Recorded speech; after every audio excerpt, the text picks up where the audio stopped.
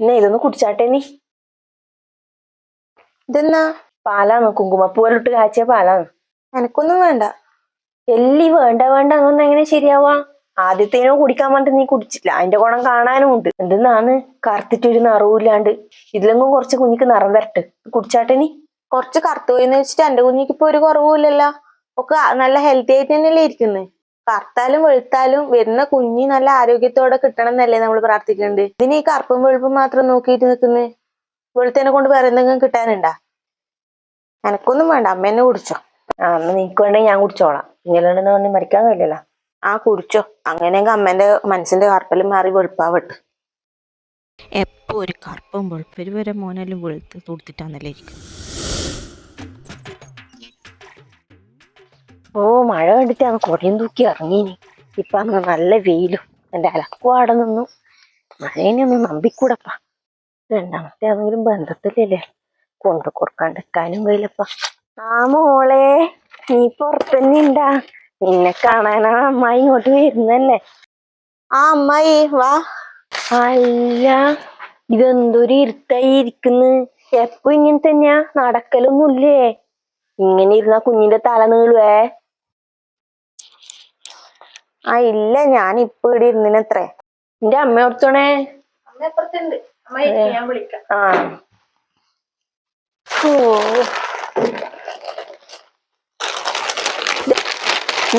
ഇത് ഞാൻ എനിക്ക് അങ്ങനെ കൊണ്ടുവന്നെയാണ്.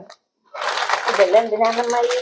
വേണ്ടാന്ന് വെച്ചാണ്, രണ്ടാമത്തെ അല്ലേ, പിന്നെ വിചാരിച്ചു വന്നേക്കാണ്. അതെന്നാ അമ്മായി, രണ്ടാമത്തേന് വിലയൊന്നുമില്ലേ?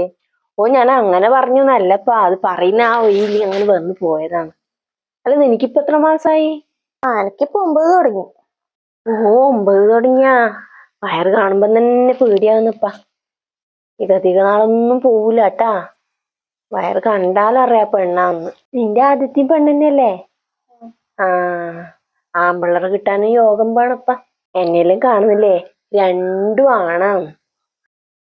അതേപ്പാ, പോറ്റാൻ അറിയുന്നവർക്ക് ദൈവം പെമ്പിള്ളേരെ കൊടുക്കുമെന്ന് കേട്ടിട്ടുണ്ട്. അതിനൊരു യോഗ്യത വേണല്ലേ അമ്മായി? ഓർത്ത് നിന്റെ അമ്മ, ഞാൻ ഓളൊന്ന് കാണട്ടെ.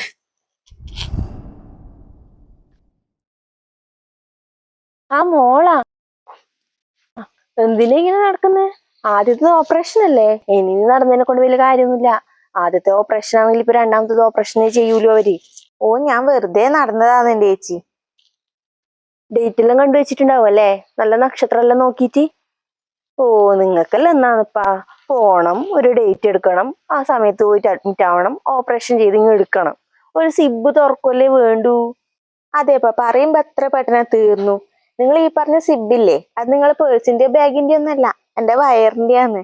ഈ സിസേറിയൻ എന്നെല്ലാം പറയുന്നത് ഓരോ ലെയർ ബൈ ലെയർ ആയിട്ട് കട്ട് ചെയ്തിട്ടാണ് അവർ ഓപ്പറേഷൻ ചെയ്ത് കുഞ്ഞിനെ പുറത്തെടുക്കുക. അല്ലാണ്ട് നിങ്ങൾ പറയുന്ന ഈ സിബ് ഒറ്റയടിക്ക് വലിച്ചു തുറക്കുന്ന കണക്ക് എല്ലാ പരിപാടിയല്ല ഇത്.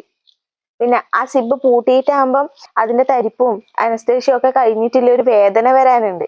പിന്നെ അതും തൂക്കിയിട്ട് നടക്കുമ്പോൾ ബുദ്ധിമുട്ട്. ഇതൊന്നും ആർക്കും അറിയണ്ടല്ല.